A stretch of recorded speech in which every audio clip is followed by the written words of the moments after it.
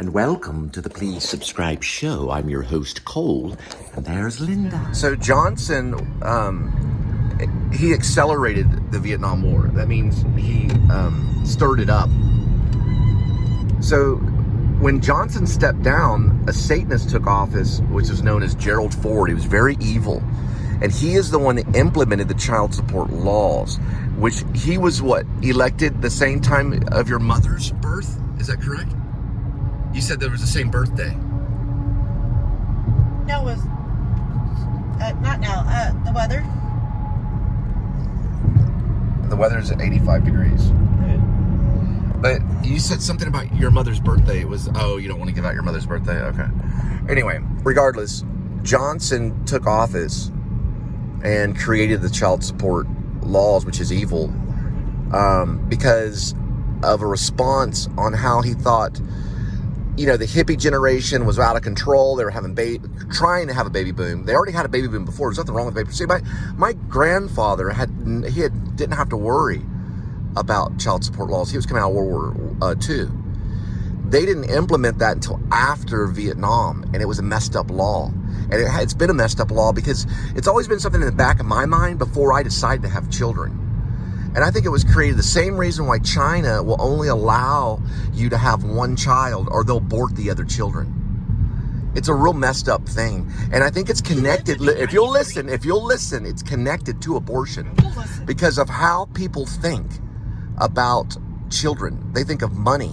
And that's exactly what Jesus Christ did not want, because he held the children up with his hand in front of the rich to let them know that you cannot buy children and that there's no money involved in children. That's exactly why he did that. And the rich got mad. You can hear the sound of the rich. And the rich got mad because they wanted money to be involved with children. That's why child support needs to be abolished. And that's what I'm working on doing. So getting rid of child support so that money and children have nothing to do with one another. And that your child is here because of God, not because of money. And because your child is here because of God, you are not to abort your child. Because most women will abort their children because of money, because of convenience. They're afraid. And that money puts fear into people. It's the number one thing that puts fear. But it's not what God is. God is over all things, even money. So child support is wrong, basically. It's not wrong to support your children with love, but it's wrong to try to buy children or try to control fathers with money. And that's why Gerald Ford's evil.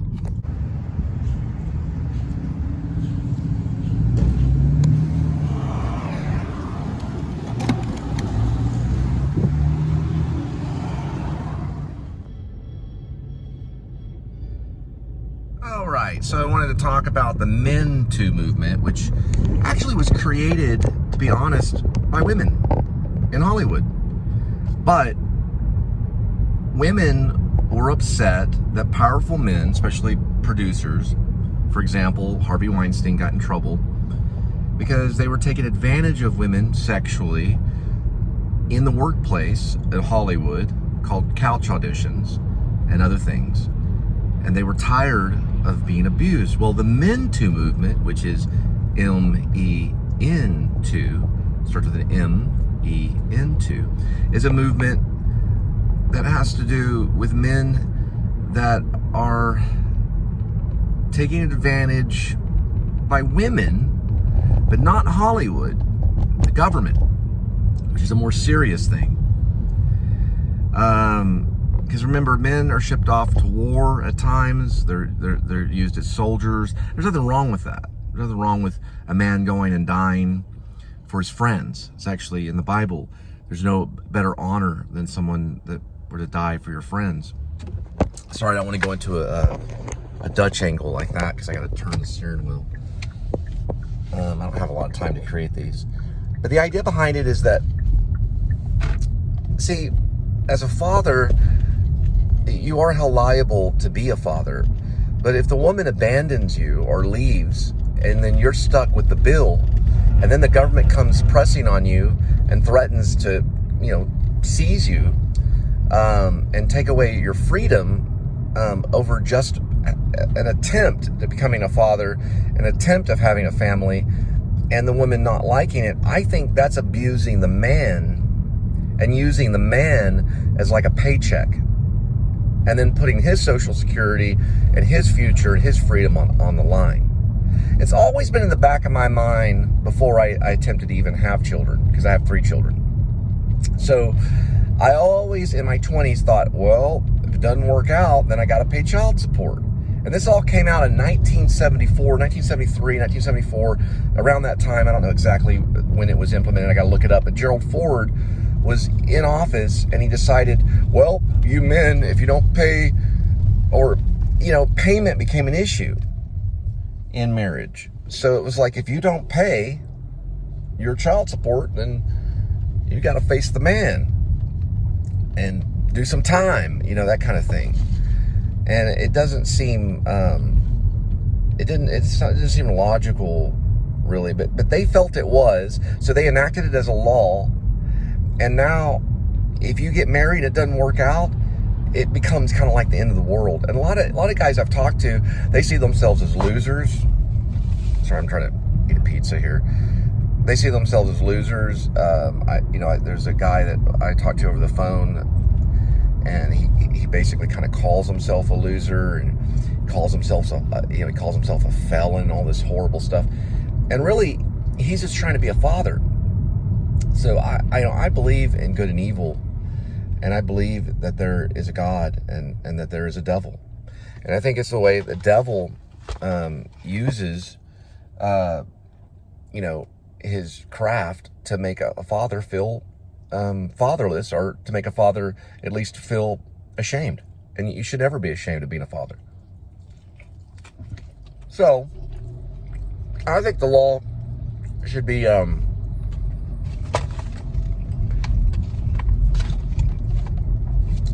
reformed. Coming out of the Men Too movement, I don't think you should go to jail for being a father. I think it's a blessing. It's not a curse. I don't think you should go to jail for being a father. I mean, they're sitting in jail going, "Why are you here?" Because I didn't pay child support. But see, a long time ago, I think the French would lock you up in debtor's prison. So if you owed money to the banks or whatever, you got locked up. It was called debtor's prison. And this debt comes from the mother saying, "Well, he's the father. I've got a social security number. Now I'm getting money off the government in his name." It just seems unjust. It doesn't seem right. And my grandfather didn't have to worry about that. And that's where the baby boom came in. So I think it's there for a couple of reasons. I think it's there to control procreation, which I think is wrong. I think abortion's wrong.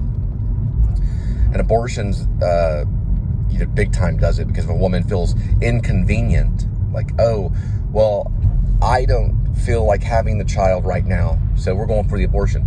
Well, back in the day, if you didn't want that inconvenience in your life, you just went, got a doctor, took care of the problem. Now you do it in Texas, you go to prison. And it's different. If a woman's sitting in prison saying, "Well, what are you in here for?" "Well, I killed my baby." "Oh, okay. Well, isn't that murder?" It's considered murder because the child is a possible generation about to happen. See, a child is a generation. One child is a generation of people. Where did Moses come from in the Bible? But yet he was just himself. He was once just one child. If Moses was aborted, then there wouldn't be a generation of Israelites. Where'd they be? There wouldn't be the 10 Commandments if Moses was aborted, right? Moses was a survivor of abortion. So Moses created a whole generation of people because Moses was allowed to live. And also Moses was not ever taxed by one of his wives, or whatever, and was sitting behind bars because of some stupid social security kind of thing, which all of that could be implemented in the government very swiftly in one sign of a bill, which I plan to do. And just one signature saying that men are allowed to have children without being penalized or imprisoned. That it's not illegal to have a child. It's perfectly legal, right? Not necessarily, not nowadays. And that's sad. It's a sad situation. So in one signature, all of a sudden, you can have as many kids as you want.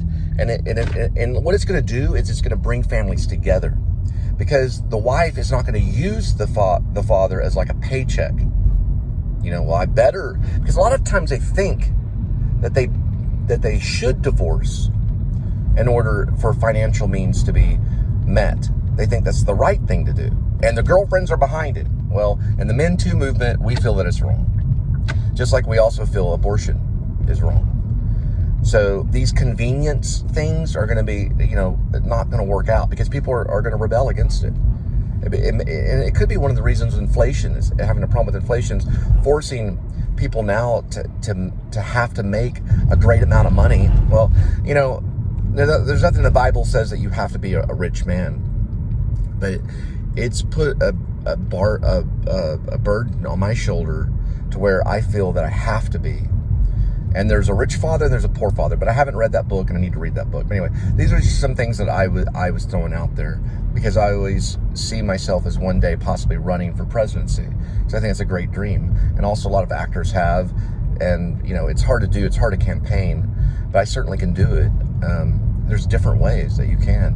A long time ago, you usually had to do some type of campaigning work and things like that. But anyway, I'll have to pray about it and see, how far it goes. But I'm having pizza right now while I'm driving because I'm running late.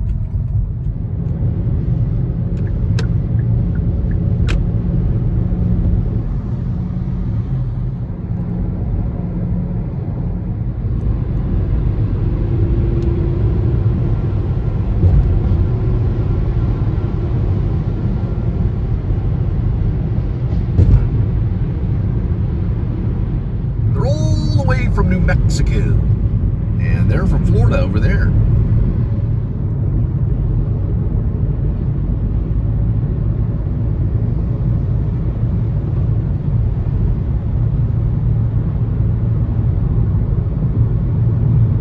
It's a well-known steakhouse. I don't know if that place is even still. I don't think it's there. No, it disappeared. Turned into a South Loop Inn. Used to be a steakhouse. There also was a. We used to eat at this Mexican food restaurant that was right over here.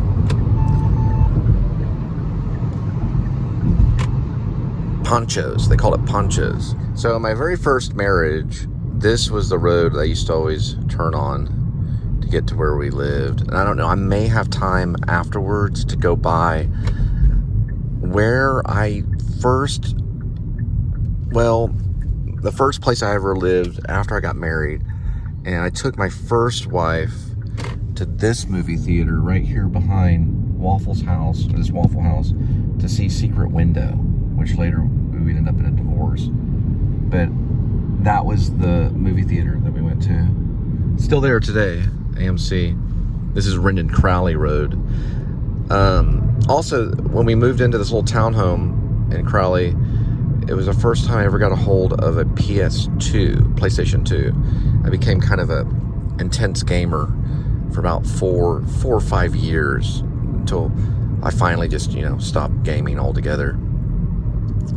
The only time I ever turn on my PS3 is to watch Blu-ray. This is Rendon Crowley. One of my doctors lived over here too. But anyway, I would take that road to get to my place. But I'm taking another road right now. So when I was trying to be a teacher, my stepdad asked me to leave the home in Fort Worth, and I was very close to getting on a Greyhound and going to LA. This is this is actually after the first time I went to Hollywood. So it was going to be the second time I was going to go. And I ended up having to go to Dallas, staying overnight with a friend. And then my sister actually got me, she was a nurse, and she married a cop who now is one of the chief of police around here. But she allowed me to move in with them for a little while. And I kind of was like their housekeeper for a little bit. And then I got my own place down this way. And then that's where I met my first wife was actually my neighbor. She was actually my next door neighbor. We met at the mailbox right down here. I worked at that McDonald's for 2 hours one time. The training manager never showed up, so I was there for 2 hours cleaning tables. And then one of the banks I got was on the other side of that Dollar General right there. This is Main Street. I think I'm on the wrong road. So we're still in Crowley, Texas. And so after my sister got me an apartment, and before I met my first wife, who was my neighbor, she was this half Sicilian lady. She's also Irish and Sicilian. I worked at a place called Film Pack, which is probably... I don't even know if it's still there. It'd be like somewhere in this area. No, they turned it into apartments. But anyway, that 7-Eleven wasn't there either. And then we'd cross this.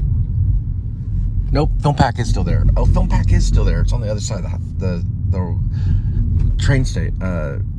the railroad tracks. There's Film Pack. It's still there. It's even got the same name. I guess maybe they're still making film there, as in plastic. North Texas was right here, road. We lived kind of down that way. There was an Italian restaurant called Tony's that I worked at. Now it's a donut shop. I moved in here off of North Tarrant, right down there. I'll try to go down there later. And then there is where Tony's was. Now it's a donut shop, and I worked there for a little while. Pretty crazy. And then we lived kind of right down here, where right next to that church, to the right of that church. We were married the Church of Navarene, which was on the other side of town. I guess because the minister had a better deal or something. I don't know.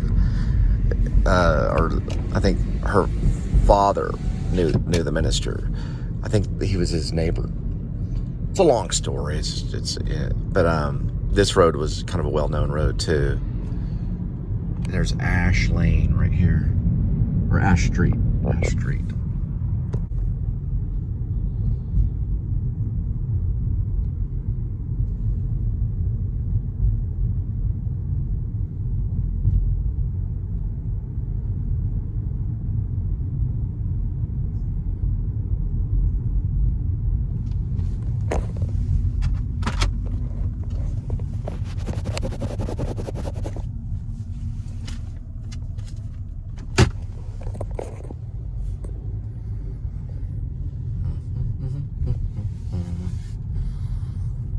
Okay, so this is Onhorn. I see.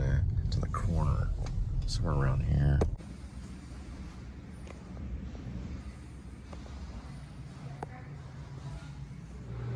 I thought this was kind of cool. So.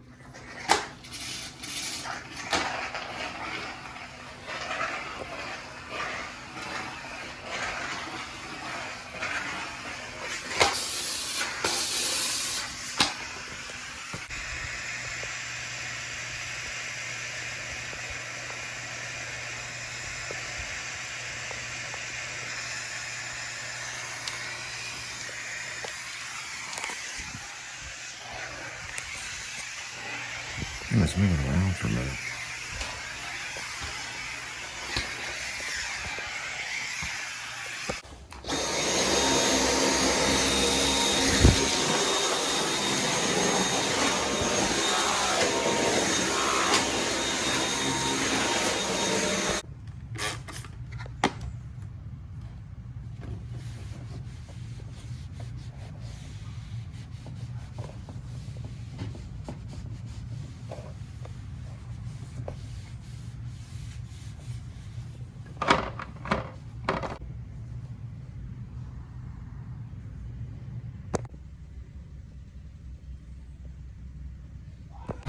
So far, their house was my favorite. It had little Roomba robots that cleaned the floor and stuff like that, but they weren't online right now. Anyway, forgot to put the shield up right here so the heat got through, but we're looking at about 105, so every time I forget to do that, and I always forget it on a cleaning, I gotta find it somehow to remember. Maybe the cat will help me remember. But you gotta put these little shield things up right here, and it blocks the heat out and lowers the temperature, maybe even to like the high 90s or, you know, straight 100 rather than 105. So I'm cooling down right now, but that was a, you know, it's a pretty good thing.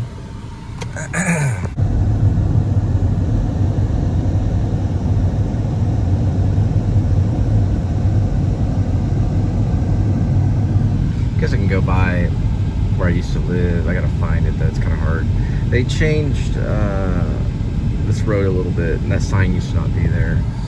When I lived here, it was 2004, and then 2005, and then I moved back to Fort Worth by Ridgemar and lived there in 2007, and then I moved to a suburb next to Ridgemar on the other side of Ridgemar Mall in 2010. But I lived here 2004, 2005, and 2006, going into 2007, so almost 4 years. Cher lived here too, and Kelly Clarkson lived in Johnson County, or in this area. Cher lived in the central part of Crowley, over that way, I think. That's where she was from. She's from Crowley. So a couple of stars, Kelly Clarkson and Cher, two musical stars lived in this area.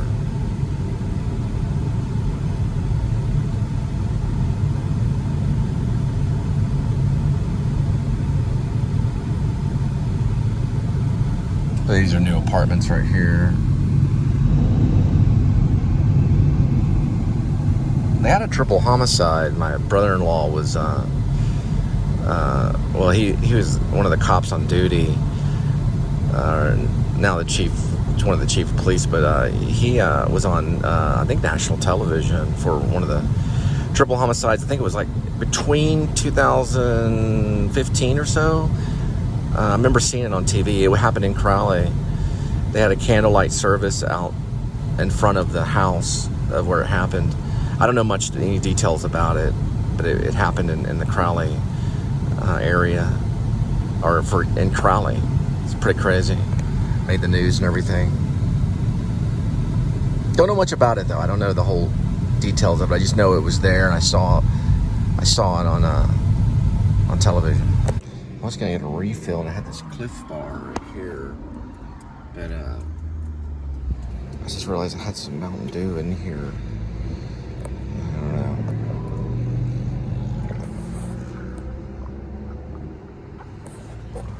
All right, so this episode is brought to you by Cliff Bar Crunchy Peanut Butter. These are actually pretty good. They're, you know, it's good for protein. It's got about 11 grams of protein in it. 8 grams of fat, about 260 calories. So, and the only thing I've had today was a spoonful of taco meat from one of those homemade tacos. Then we're gonna swing by this old place I used to live.